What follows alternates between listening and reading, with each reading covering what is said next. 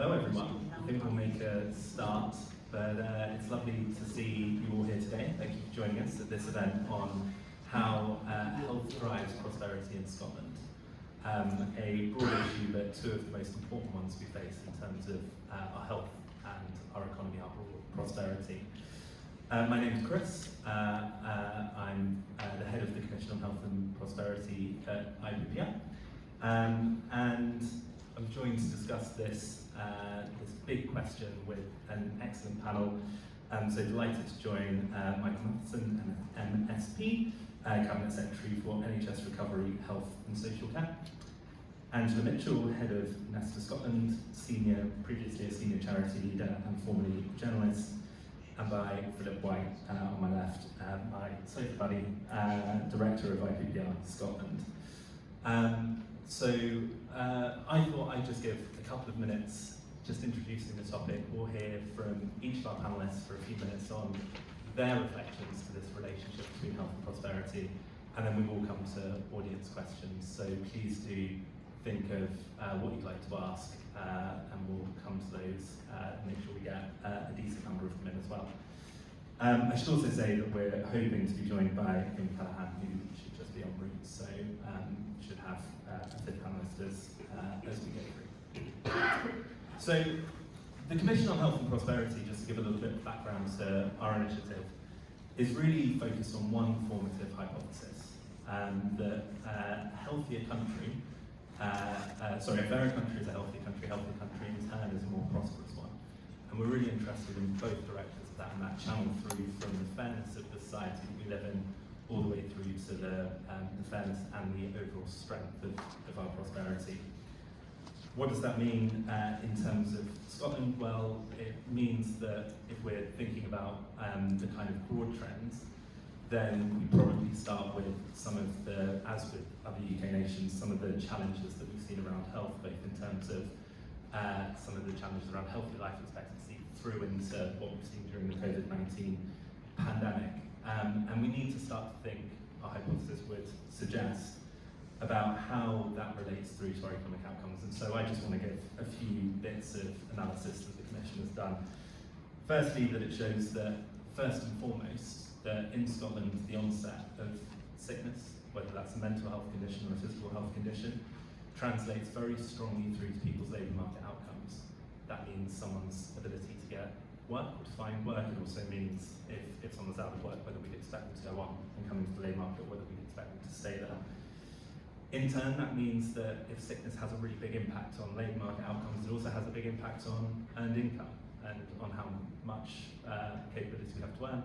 Our analysis is that the onset of sickness leads to up to a £2,200 decline in earnings. Now, if that was a bill in the United States for your healthcare treatment, we'd have no problem talking about that as a catastrophic cost. That's something that isn't an NHS cost in Scotland, of course, but still a massive impact in the form of earnings. And finally, that because of those two things, that sickness in turn leads on to challenges around productivity, around growth, and around just the overall strength of the economy on national indicators. So a really important relationship there between health and prosperity. Now, that means that our kind of optimistic vision is one in which, if we get health right, if we kind of make progress on both health inequalities and overall health, that we can get something that looks really good both for society and for the economy. And our challenge as a Commission so far has been for policymakers to look at making Scotland the healthiest country in the world and take the steps that could achieve that, both because it's the right thing to do and because the prosperity gains that come off the back of it. So hopefully that gives just a little bit of context of our research and some of the thinking that has sat behind the Commission on Health and Prosperity, but I won't get in the way of hearing from our panellists any longer. So Michael, I think I'd like to you first just to hear some reflections and your kind of priorities. Okay, thank you very much. Can I begin just by thank you for organising the Fringe meeting this afternoon, the conference, and what is quite a broad topic, quite a broad area, which I think could be interesting to see where the discussion goes to. So it's good to be here in conference, and I'm pleased to be taking part in this. So let's just think about, I from my perspective, let's just think about some of the key factors that are the social determinants of delivering health, or a healthier society, or healthier individuals. Now, many of you will be aware of the long-standing history we've had in Scotland with the struggle to tackle issues of health inequality. Health inequality is a consequence of social inequality. The fact that we have a very unequal society results in very significant health inequalities for particular sections of our communities. And if you look at the post-war era in the whole of the UK, right up until probably around into the 1970s, you could see significant progress being made in trying to tackle some of the social inequalities that the UK as a whole experienced. Then into the 80s, where it's flatlined. Then we saw in the 90s an uptick in action, which was dealing with some of the social inequalities and health inequalities which we faced. And then if we bring it right up to more recent times, around the period of around 2011 to 2013, you can see what was a trajectory of health inequalities declining, mortality rates declining, all of a sudden going in the opposite direction. Health inequalities widening and mortality rates increasing as well. They were both going in the wrong direction. So the question obviously is, what happened at that particular point that resulted in that very sudden change in the way in which the trajectory had been going for an extended period of time? And the principal reason was the introduction of austerity. One of the key things that started to happen was the social framework that we had to help to support people, particularly through social security, started to get dismantled, started to get reduced. It was already at quite a small level compared to other European comparable nations. It started to decline, become much more limited, and as a consequence, more people end up in poverty, social inequality widened, health inequalities widened, and mortality rates increased as a result. And that's exactly where we are at the present time. That's why earlier on in the discussion we had in the main hall, I made it very clear what I think is a very factual statement, and that is that austerity kills people. And it kills people prematurely as well. So, as a consequence. So, in Scotland we have some very deeply ingrained social inequalities, health inequalities, and there's a lot of social science behind why that's the case, and particularly in West Central Scotland around Glasgow, the Glasgow effect. A big part of that was because of the creation of the new towns, to a lot of the working age people out of the city, resulted in areas where there was greater deprivation because there was low employment opportunities, which led to a spiral over a number of decades. So from my perspective, as Health Secretary, is that very often the consequences of social inequality end up putting more and more pressure and more demand on our healthcare system. And if you look at the disease burden in Scotland over the course of the next 20 years, it's expected to increase by about 21%, just over 1% a year that it increases by. So if you think the healthcare system is under enormous pressure at the present moment, which it is, and our social care system, that is projected to increase even further in the years ahead. And if you add into that an extended period of austerity, you can see the consequences here. Greater inequality and the higher levels of mortality. They're all going in the wrong direction.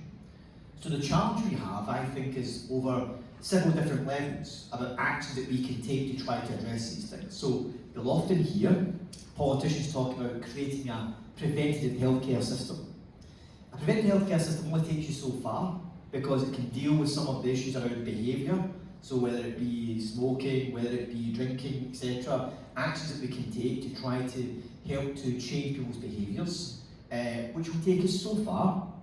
There's then the middle layer of things that we can do, for example, some of the actions that we take around direct policy interventions, particularly on the economic side, putting money in people's pockets, like the Scottish Child Payment, for example, is a very good measure that can help to reduce the risk of inequality and also the health inequalities that go about with that. The expansion of free childcare, we know that early years, banks, good benefit for future years going forward. the change we've had in youth justice, moving away from a custodial-based system to a much more community-based system. All of these middle layer measures are the right things to do, but actually the top layer level of the actions that we need to take are largely around fiscal policy and economic policy that very often are at the root of what drives these social inequalities and creating a fairer society. So my proposition is that, and I believe, is that fairer, more equal societies tend to be healthier societies. And the very marked inequalities that we've got are a consequence of the lack of lack of equity across the whole of the UK. Big areas in North of England have got this, and Wales, etc. have got it, Northern Ireland have got it as well. It's a reflection of that lack of equality across the country, principally driven by economic and fiscal policy, which has very stark consequences for those who are most vulnerable in parts of Scotland. So the answer to this is to make sure that we have a fiscal and economic policy that recognises that a core part of its purpose is to actually create a healthier population. That would mean that you then look at how you would actually use both your fiscal and economic levers in which to deliver that, and how you distribute money, how you use your taxation system, how you use your social safety net. All of these measures, how you would see them as being priorities or not, are the measures that we put in place in order to try to help to deal with these issues. And I'm conscious of time, but just in drawing my remarks to a close at this particular stage, is that if we continue on the path that we are on at the present time, inequalities, the health consequences of that will start to increase, mortality rates will continue to increase, and it will have a negative impact on our economy. Sickness has an impact on income within a household, for that individual and that household. That then has a bigger multiple effect if it's in larger parts of our society across the whole of the economy. Therefore, it is in our economic interests to have a fairer, more equal society which will produce a healthier society, and it will allow us to actually have a much stronger economy as well. And in doing that, make Scotland a much better place for individuals right across the country. So I'll pause there. That's just my general take at the start of the discussion around where I think we're at, some of the history of it, and why I think it's important that if we create the right economic environment, we can also create the right type of healthy environment and a healthier society as well.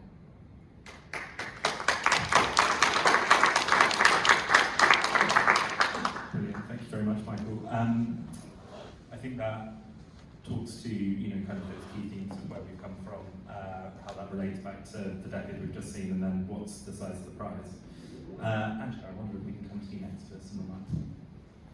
Thanks. Yeah, I don't want to hugely labour the very well points that you made, but I think a couple of things that I think are really helpful, just that really strike me. I think 62%. Well, we have the lowest life expectancy in Western Europe. Can you hear me? That better. We have the lowest, that feels very strange, I'm very close to my mouth, but if that works, okay. We've got the lowest life expectancy within Western Europe. 62% of all deaths in Scotland are caused by non-communicable diseases like diabetes, heart disease, stroke, and the NCD Alliance, which is an alliance of the leading health organisations in Scotland, estimate that 1 in 5 of those deaths are preventable. Now we know that living with obesity and overweight is a key contributing factor to developing non-communicable diseases, and 67% of the adult population in Scotland are living with obesity or overweight, and we know that rates amongst children are also increasing. So there's a clear human cost to this, but we know it is much wider than that. At Nesta, we commissioned research during the summer which looked at the costs of obesity. And it was really clear, it was really stark. The annual cost to Scotland, in Scotland in 2022 is £5.3 billion. Now the bulk of that cost, £4.1 billion, is value lost to people living with obesity or overweight through reduced quality of life or lost years of life. But the wider social costs, I think, are really stark as well. The research showed £458 million was lost in wider social economic costs, and much of that was lost through reduced productivity, and I think that's what you were hinting at earlier in terms of that lost productivity in the workforce and into days off. And there was a £776 million cost to the NHS as well. So we know that there is a human cost, there is an economic cost, and there is a social cost. And the most cost-effective thing we can do, and I'm sure everybody here will agree with this and probably know this, is to actually prevent us getting into this situation in the first place. So how do we prevent? And for us at Nesta, our mission goal is about having obesity, and we're really focusing on obesity as being a key way to tackling some of these issues. And modelling, we're quite optimistic. This is a very complex issue, and Michael has hinted at some of the real entrenched inequalities at the heart of this. But I think in Nesta we've done some modelling which shows that we can make some dramatic improvements. If we look at this through a population lens and try and support calorie reduction through the adult population of 230 calories per person living with obesity or overweight, we can have obesity. So I think the way to do that though is through food environment. So I think one of the ways that we are proposing to tackle this is to take a really strong focus on the food environment. What can we do? What levers are there to improve the food environment, to support all of us to make healthier choices? And just to be really clear, this is not about individual responsibility here. We're talking about the food environment, what shapes us, what surrounds us shapes us. I think we'd all agree with. So I think we definitely need action on this. I think there are a number of levers at hand, and there's some really strong ambition in Scotland around how we do this. I think one of the things we're really struggling with is there seems to be an implementation gap. So we have got lots of ideas about how to do this, but we are really struggling to put this into practice. And I think my challenge, and the challenge we have, is how do we actually take bold action on this? Fantastic, thanks so much. I think that implementation gap really speaks to what the Commission on Health and Prosperity has found, which is that often the answers are out there, but the infrastructure to get that into consistent policy, that's the challenge. Philip, over to you for some thoughts. Thank you. To start, with no disrespect, you never know when you sit on the other side of government, you never know if it's a good thing or a bad thing, when the remarks you have in your head are almost done for you by a government minister. You always think, does that mean we've not gone far enough? But actually, it's really refreshing to hear a very explicit recognition of the problem, I think the right diagnosis of where that problem's come from, and then also a really explicit recognition that social, economic, fiscal policy has to play a part in this in quite an ambitious way. So I think it's a really important message to start with. I just wanted to look to situate some of the context kind of within Scotland, and then look at just two of the things in a very general kind of sense of what we can do. So I think, as Michael in particular has really strongly said out, we know that issues of health inequalities are ultimately issues of social inequalities, and in particular the stubbornly persistent poverty rates that we have in Scotland. So earlier this year, together with GenRF and Save the Children, we conducted some analysis and started to try to quantify what some of the costs of poverty are. And again, at an economic level, you can see really starkly. So we estimate that the historic impacts of poverty and experiencing poverty as a child, given what we know that leads into in terms of educational outcomes, employment outcomes, the economic cost to Scotland each year is at least £1.6 billion. That is a huge amount that we are losing from our economy as a result of poverty. But again, because we know, and again Michael said out really explicitly, because we know that those social inequalities then lead to health inequalities across a range of preventable diseases, that then has significant impacts to our health service. So again, we looked at the health budget, we did some analysis, and by our estimate, a relatively conservative estimate, each each year around £2 billion of just health boards' budgets are directed explicitly at responding to the impacts of poverty. So at a time when we know that our health service is under immense pressure, again, as Michael has said, we know the demographic trends, the disease trends, we know it's potentially going to get worse before it gets better. To be losing that money every year responding to the consequences rather than being able to put it towards prevention is a huge amount. And that 2 billion, as I say, is only health boards, so it doesn't account for the hundreds of millions more spent directed at things like drugs deaths, alcohol misuse, mental ill health, and then also the money that goes through primary care. So the costs here are immense. I think as Chris and Michael have both articulated, though, the prize is equally immense. So what can we do? Again, we looked at some of this analysis of what we can do if we start to address poverty, again, what the positive impacts are. Again, as Michael has already said, didn't have to, I could have just, it's not come, he's covered it all perfectly for me. But we know that investing in things like good quality, affordable social housing starts to bring down poverty and also has really high health impacts for people. And we know that housing, in particular substandard housing, can be a real contributing factor to some preventable diseases. Again, things like childcare, again, that helps people get back into work if it's affordable and accessible. So that preventative thing, and I think Michael will be pleased to know that that's not getting right at his door, because actually it's one that needs to be, it's a responsibility, it needs to be shared right across all ministerial portfolios, and actually some of the biggest levers in terms of housing, childcare, social security clearly sit out with health. But I think the one that I would bring back explicitly to health is, and we have had this debate for years, this is not new, we need to have a reckoning with the balance of healthcare that we deliver in this country. For various reasons, and it's understandable, not least the political pressure and the political football that the NHS is treated with, but secondary care continues to dominate the political debate and continues to dominate government funding, so that's our hospitals in the main. But again, we know the hospitals are treating the consequences of those diseases. What we are absolutely not doing is shifting the balance of care enough into primary care, into GP practices, into multidisciplinary teams, bringing care as close to people as possible. Again, there have been some really good efforts over the last few years, in particular with the creation of things like multidisciplinary teams, embedding mental health workers in GP practices, and things like that make a huge difference in terms of bringing care to where people need it.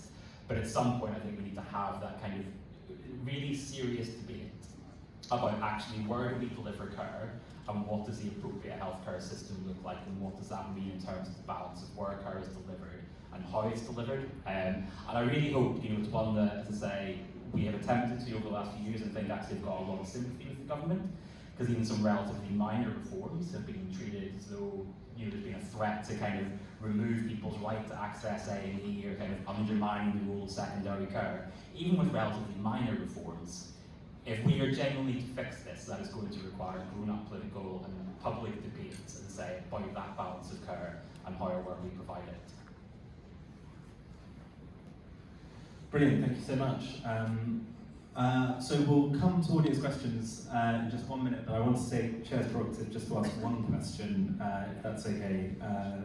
And that's that sickness has today a greater impact on our work chances, on our labour market outcomes than education, something that is a recent trend but relatively shocking in terms of how significant that can be.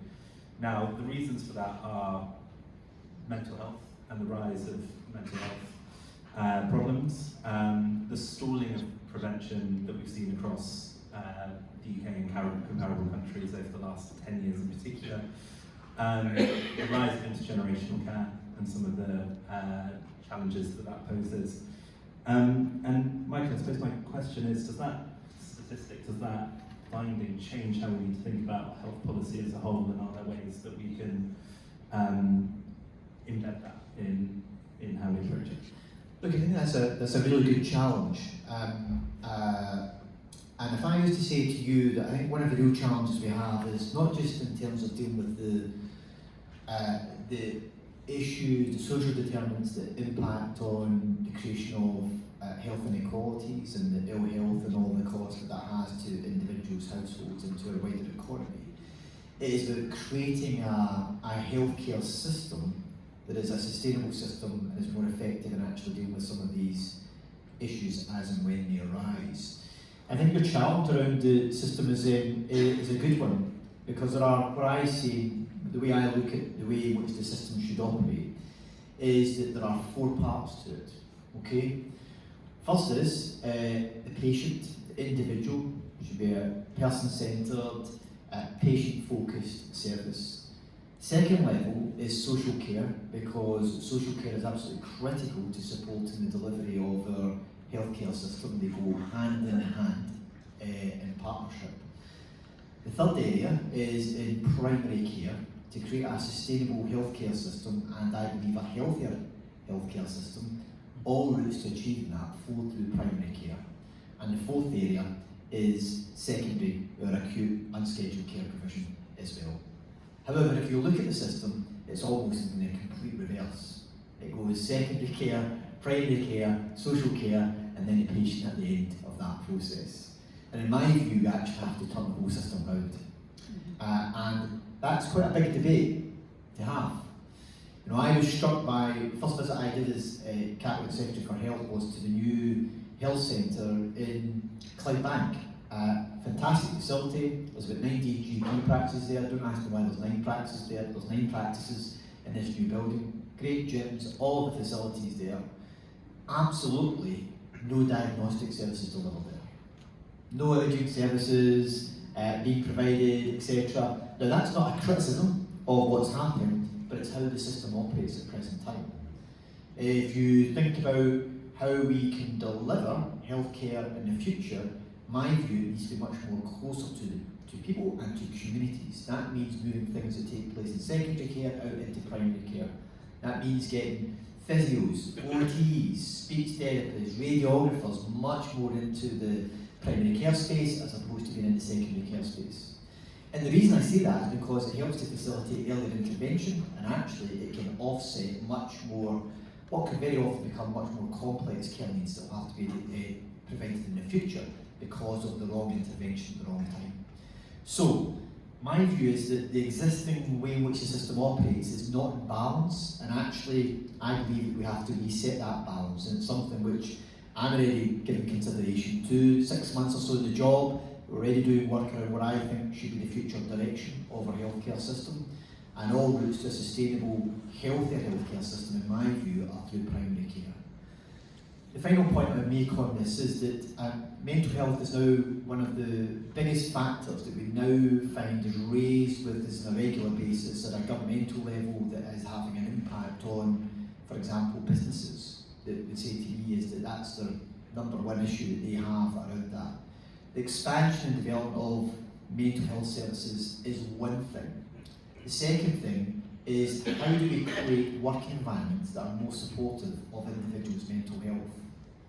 So there are things that we wouldn't allow to happen within a work environment from a health and safety perspective because someone might get hurt. But we very often think that hurt is on the basis of physical harm. We don't think about mental harm that can be caused in a workplace. And we need to get into a space where I believe we're thinking much more holistically about what we mean about providing healthier working environments and supportive environments for people. And that is about thinking about not just the physical impact, but also the potential mental impact that it can have on them as well. And I think that's one of the big challenges that we face, not from a health service point of view, but I think as an economy, and to try and make sure that we have big leaders within the economy, big businesses within our economy are thinking about how they can play that part as well in a collaborative way. So I think big challenge going forward to reorientate services to make them more sustainable in the future, and I think that we can reorientate them in a way which I think they should be, and I think we can create a healthier system, much more preventive healthcare system, and one which is much more sustainable in the future and will actually deliver better outcomes for patients as well in the longer term. Brilliant, thanks very much. I think we'll come in for questions. I'd ask, already see lots of hands, so we keep them relatively punchy, and then we'll make sure that there's enough time for everyone to come in, or as many people as possible. There's someone on the front row here, we have a roving mic. Thank you so much, Christina Madam from the National Association of Link Workers. Thanks, Michael, for replying to my letter. So So I think I just wonder what are the panel's view on what is prevention. So I think that prevention, you can have primary, secondary, and tertiary. I'd imagine some of us in this room has got some long-term conditions and will want to live a bit longer. So I mean, should we look at short-term priorities and long-term priorities? Those that have got the obesity and diabetes, what might we do about that? And on secondary care, I mean, we go to a hospital to get sort of like fit, and then we go back into the community. So there's a scope there to do some preventative work to prevent us from deteriorating. And it's refreshing to hear what Michael said and the commitment around NBT working and how fiscal and economic policies affect social inequalities. But then in Glasgow, they're planning to cut the deep NGP link workers funding, and they are working with one of the most deprived population, Scotland. So I wonder, what are your views? Are we actually moving forward or are we moving backwards? Brilliant, thank you very much. We'll take a couple of questions at a time. There's a lady at the back.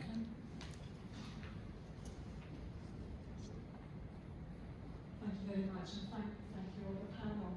We in Scotland are very used to lifelong learning, but I think we need to consider the lifelong health and well-being of our society going forward, and I feel that we should be working with our councils who have got a role to play in early prevention and early intervention. I'm thinking of our young children.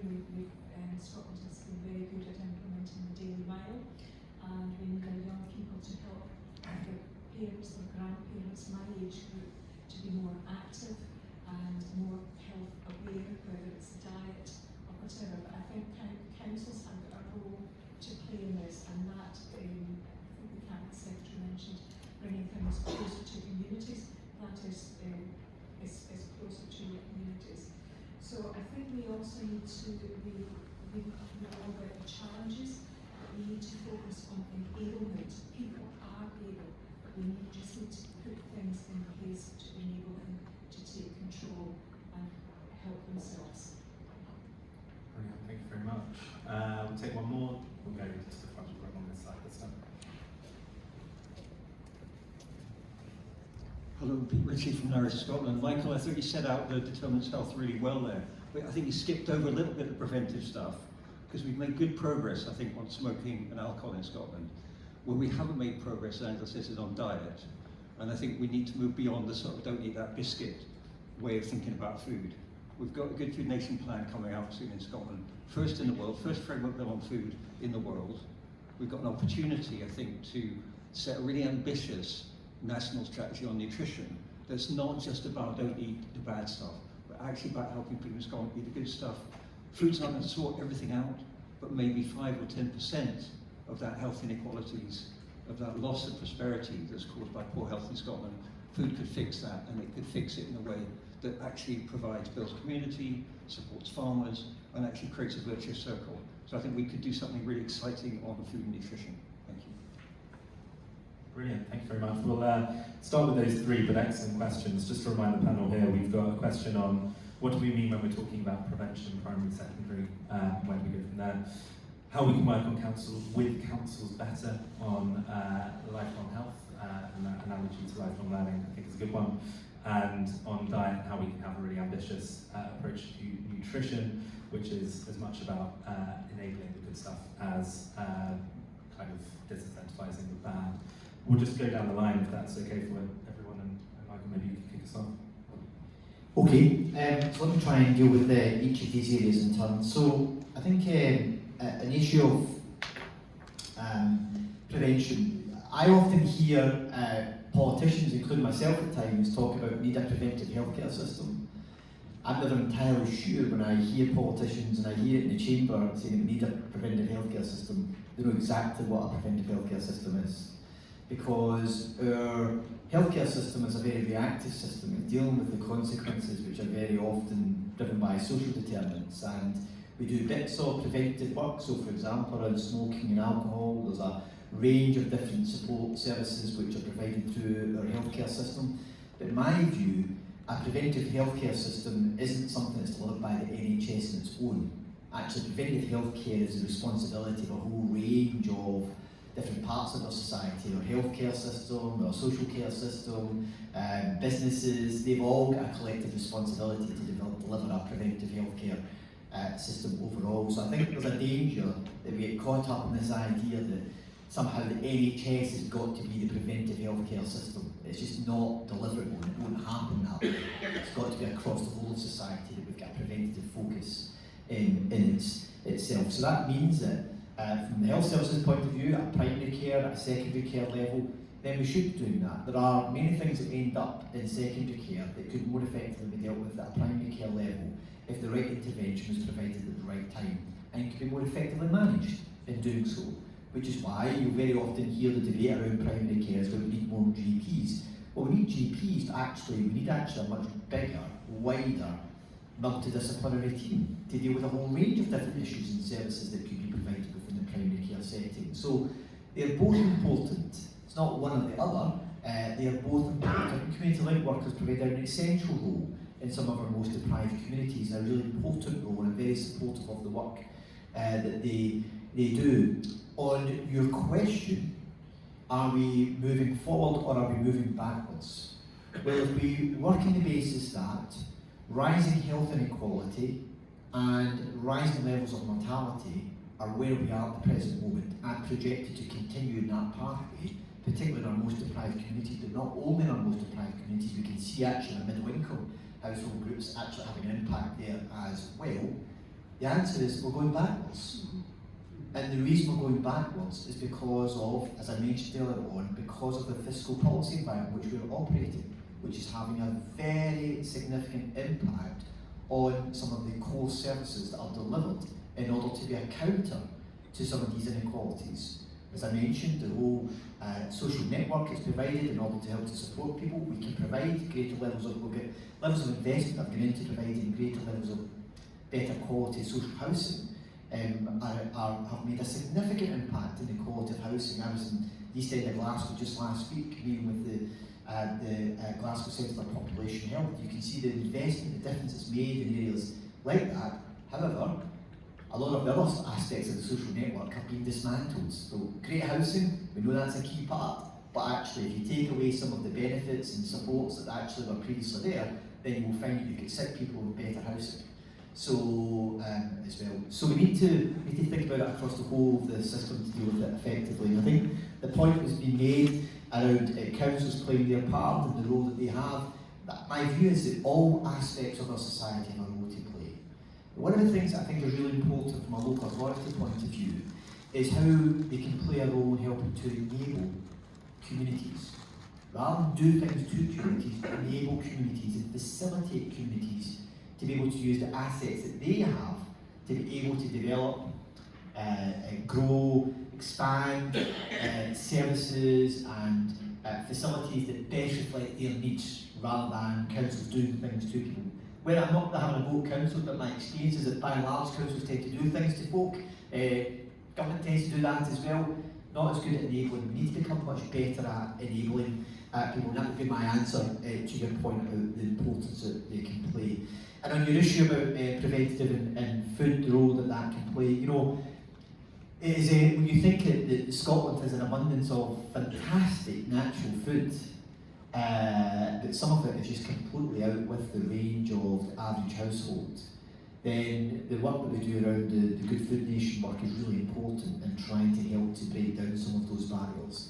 You know, access to food issue around obesity is really important, but right now, in this period of what I would describe as austerity on steroids at the present moment, all of the targets are going in the wrong direction because of the cost of living crisis that people are facing. So it's important that if we take forward policies that are realistic and that they are reachable for those who are on the lowest incomes, who will get the greatest benefit out of being able to actually improve their diet. And that's a challenge that we have to make sure we take forward. Brilliant, thanks very much. Philip, a couple of points. So sort of in a similar theme to what Michael said, that some of the people struggle to actually articulate what they mean by prevention. I think it needs to be recognised. And I said, well, you need to do more preventative approaches. That it's difficult because every penny that you put into preventative approaches is a penny that you're not able to spend and with the consequences. And that's where we are now.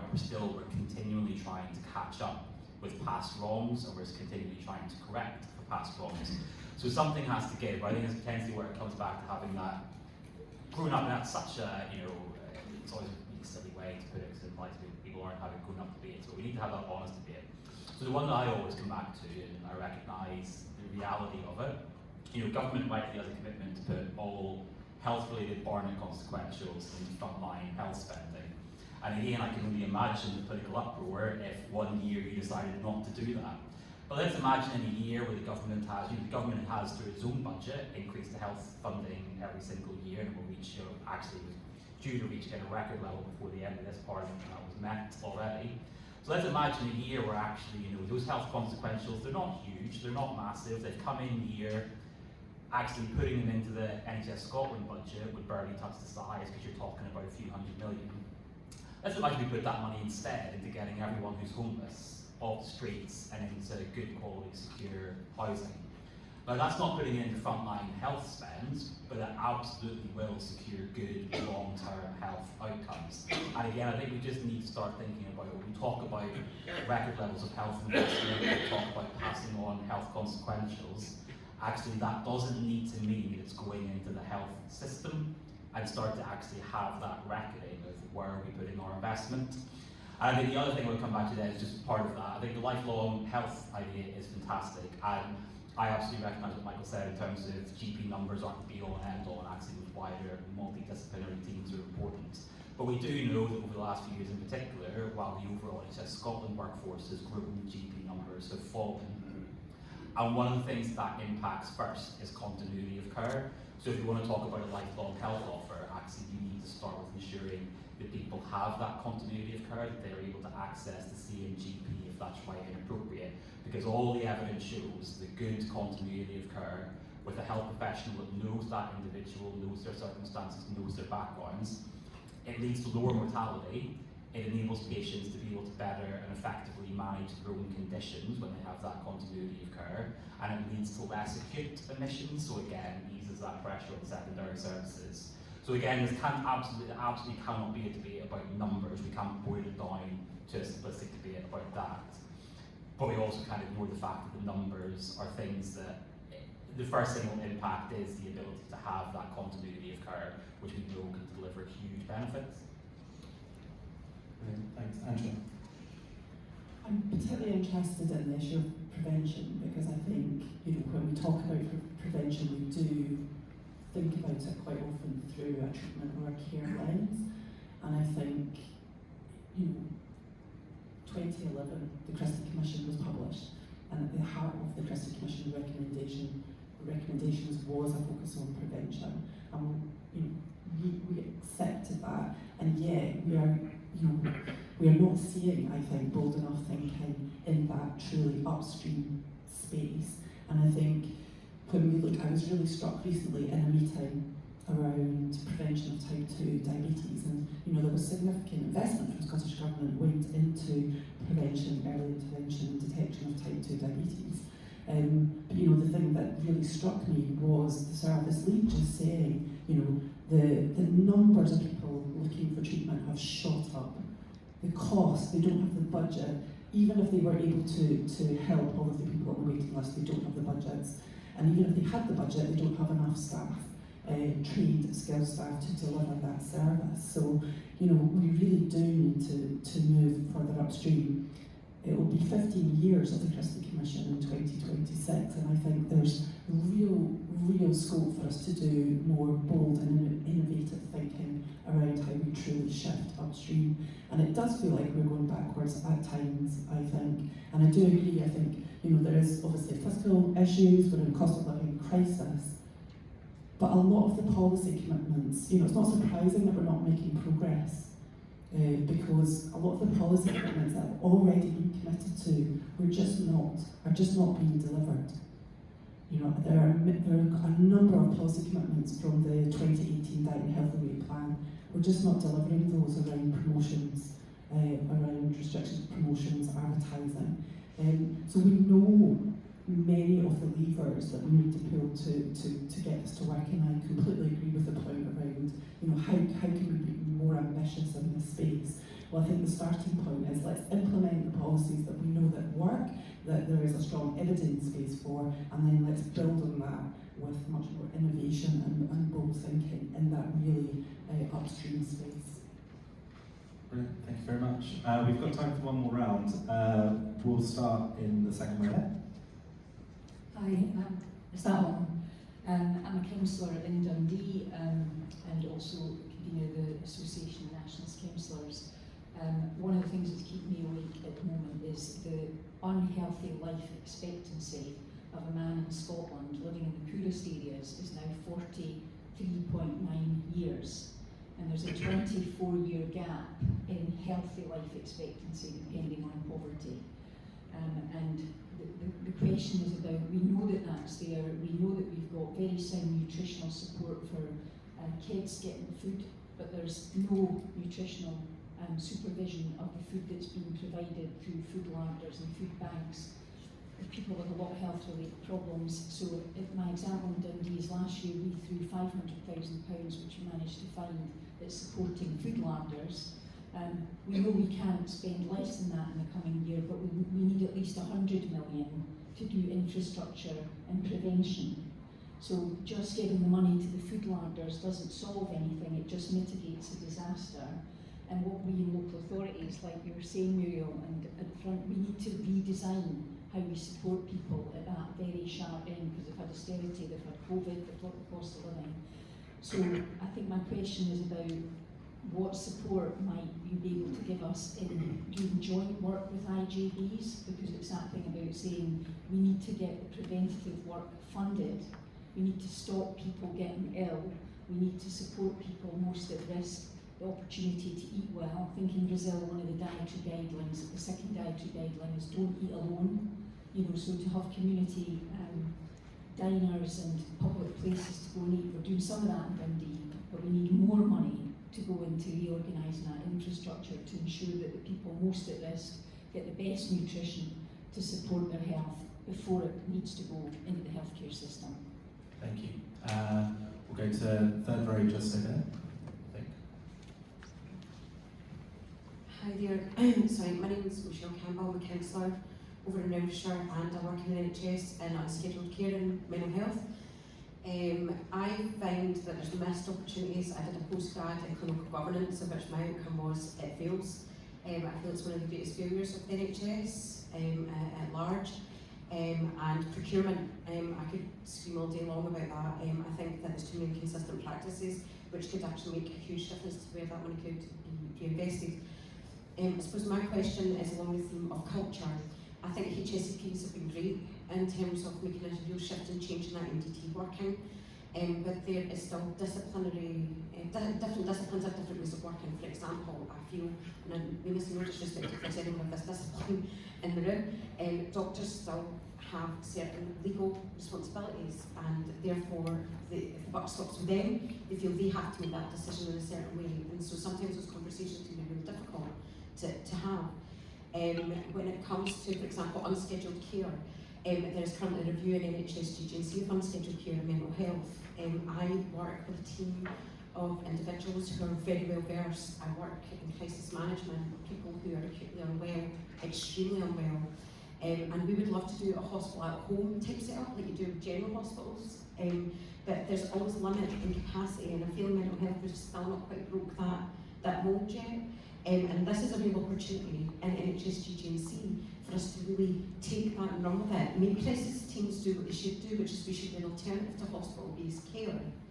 And also allow for people to remain in acute environments, in their community-based environments, and take away those stressors. For example, in work, you know, people who are in work poverty can't afford to take time off work, therefore that limits their engagement with us, because we can only be there 9 to 5, 9 to 8, depending on shifts. Whereas if we could do hospital home and be a home intensive team, it would really make a difference to those clinical outcomes. So it's about culture, that's my main point. Brilliant, thank you very much. We'll take one more, but 10 seconds.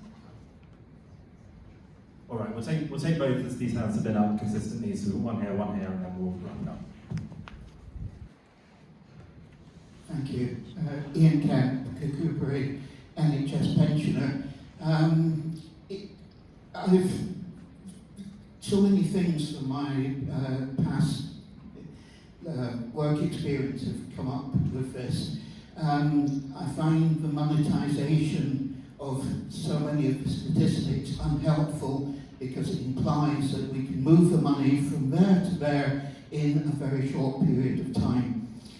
I recall when the mental health asylums in England were closed down, what happened then was that bump priming money was put in at the start to allow two systems to run side by side, and then the asylums were emptied and then that money was taken away. We've got COVID recovery, which means to me that our current health service, as currently put together, is running at full capacity. We don't have the money to innovate and keep the COVID recovery going.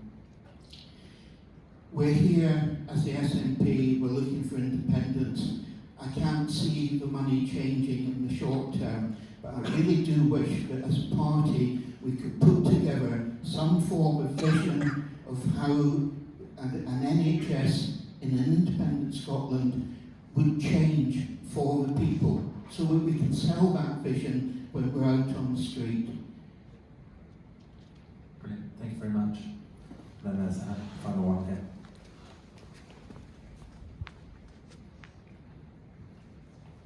Thank you. Is this on? Good.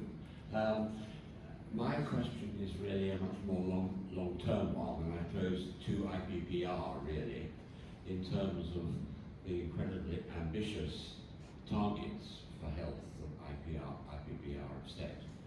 At the outset of this meeting, Michael Matheson absolutely hit the nail on the head about health inequalities, the gap in wealth and income between the top and the bottom as being really the key to everything. And international evidence shows that the countries that are most equal in terms of wealth and income, Japan, the Nordic countries, they do have the best health. That's nearly always the case.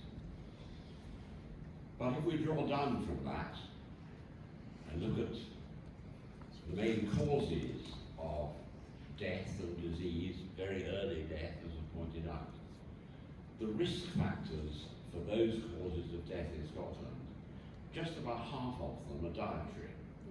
Just about half of them. Different bits of diet, of course. Now, if IPPR are going to get anything like achieve their targets, they've got to somehow overtake the Mediterranean diet, overtake the Japanese diet. I don't say copy them, but they've got to overtake them in terms of health outcome. My question to the IPPR is, have you begun to think, maybe you do have, maybe you have something in mind, to develop a strategy as regards how, starting from where we are, we can improve the diet, not only in Scotland, but in the UK overall?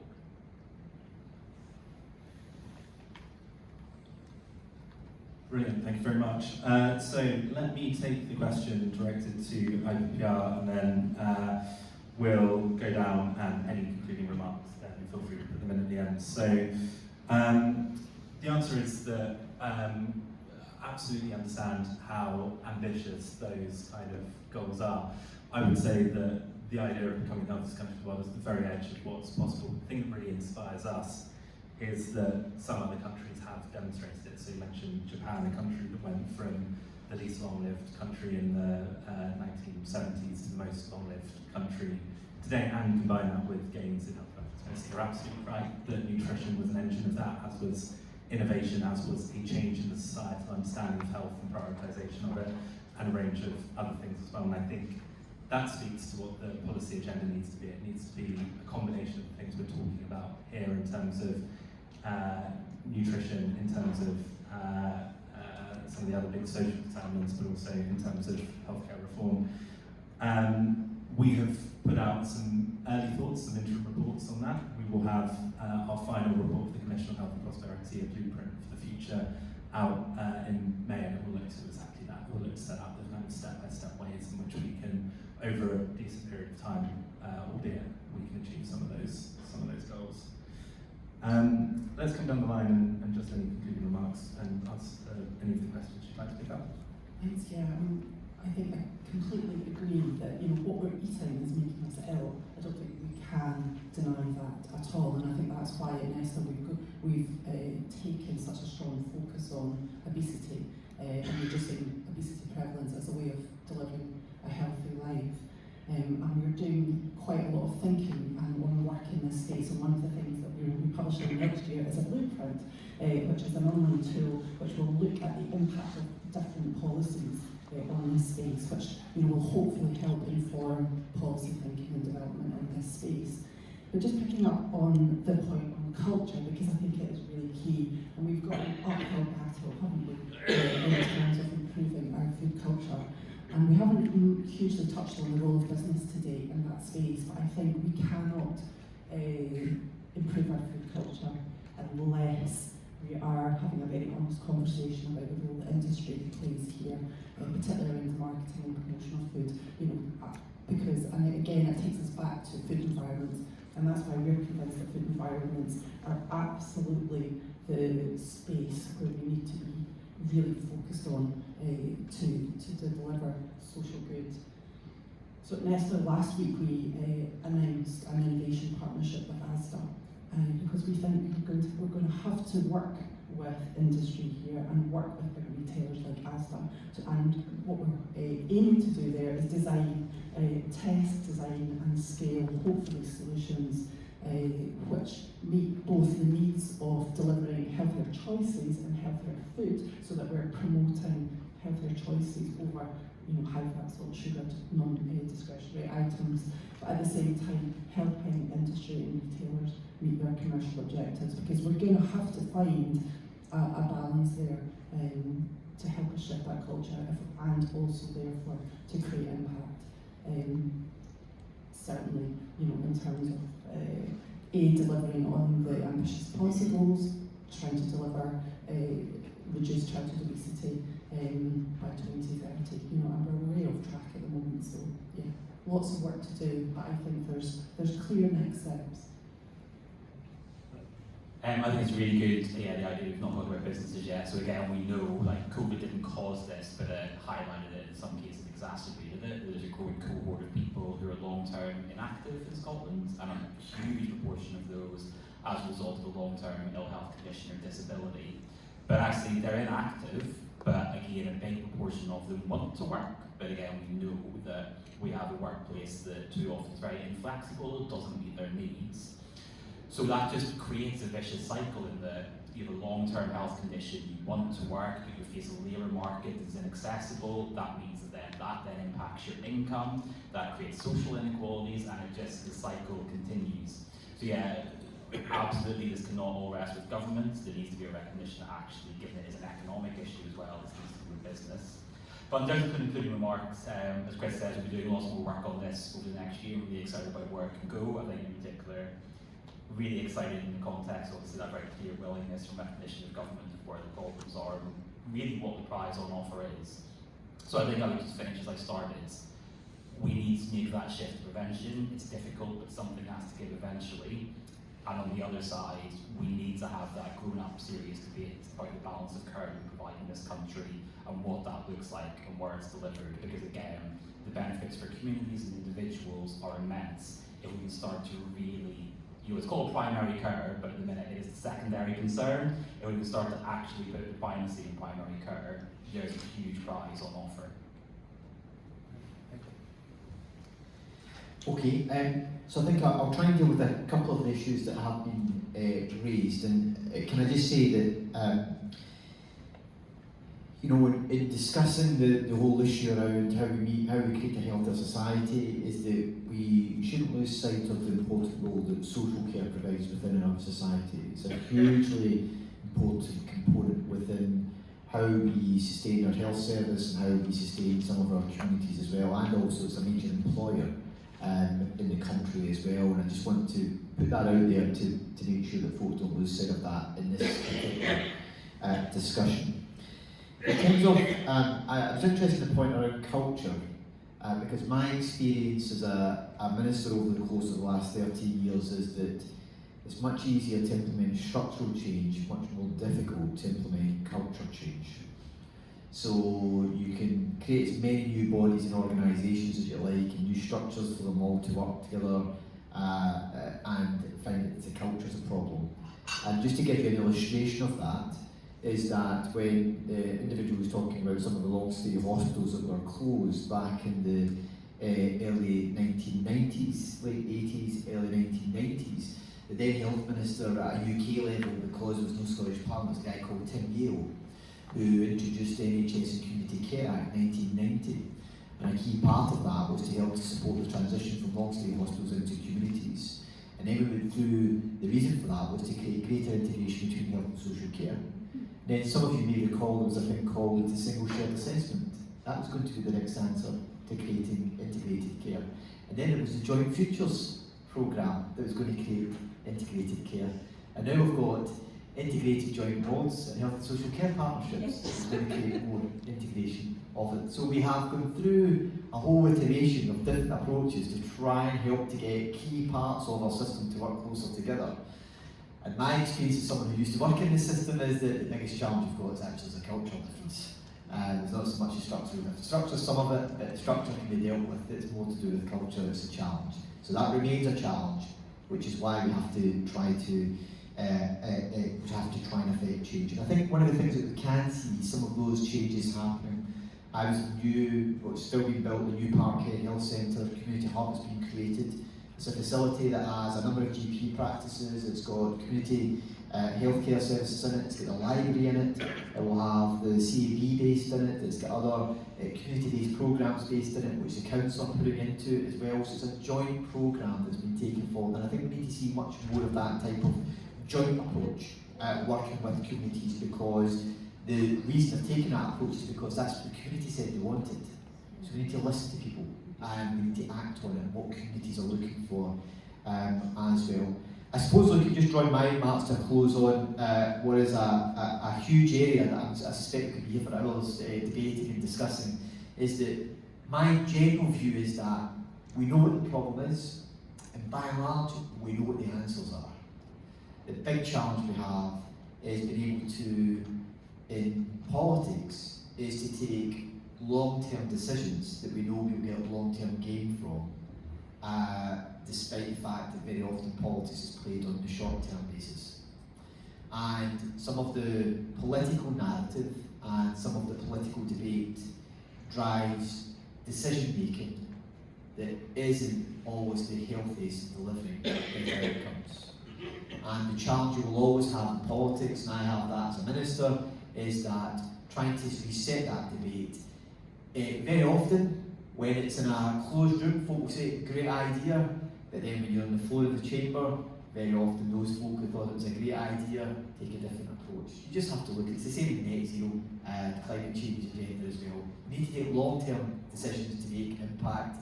The problem is when you try to start implement some of those, you start to get opposition to them as well. So I think part of what I would welcome from the IPPR is it's helping to try to create the space for that honest and open debate so that it creates a healthier forum to make the right decisions for the longer term that we will all get the benefit of, and to try to, I know this won't happen, but to try and help to depoliticise things that have become so politicised that we are now taking forward policy in a way that actually doesn't deliver the best outcomes. And that goes back to how you try to reorientate our healthcare system, because I get a hard time about where waiting lists are at, which is about secondary care, unscheduled care, for example, A&E waiting times. All of that is where the political debate will be, rather than actually saying, do you know what, are we doing the right thing here to try to help to reorientate our healthcare system? So that's a medium to longer term aspiration from my perspective. And I think organisations like IPPR can help to facilitate some of that space, and in doing so I'm very keen and open to participating in that. And I think if we can get into that space, we can hopefully also get the types of decisions that we need to make in order to get that long-term change, and to make sure that we become better at implementing the change that we plan to implement, so that we don't have this gap in terms of policy implementation, which is very often symptomatic of moving on to the next policy, and the next policy, and forgetting about the policy that made several steps back, made several years ago, that's not necessarily been implemented fully and effectively in the way in which it should. So now I'll draw my marks and close there. Brilliant, thank you so much, and I think we will take on that challenge of creating the open space for discussion. So really pleasing to hear that that push for. Look, I think that probably brings us to a close. We have heard, I think, some incredibly powerful remarks on both the value of health to prosperity, but also the need to then step back and think about what kind of society, what kind of basis of fairness we need to create the health that in turn pushes forward that prosperity. I think we've heard health as a fiscal policy, but also dependent on the fiscal environment, which is given the 10 years we've had, the kind of challenges of cost of living at the moment, a very powerful context, and heard some very powerful thoughts on how we can make strides on some of the big challenges that are driving down health outcomes like nutrition, obesity, housing. So it was a broad topic, but I think a really good job from our panellists of hitting lots of those key points. So all it remains for me to say is a big thank you to Michael, Angela, Philip, I've been Chris, and we'll be continuing to publish on this topic. I hope you'll be continuing to engage with us, and we look forward to continuing the discussion over the next months and years. So thank you.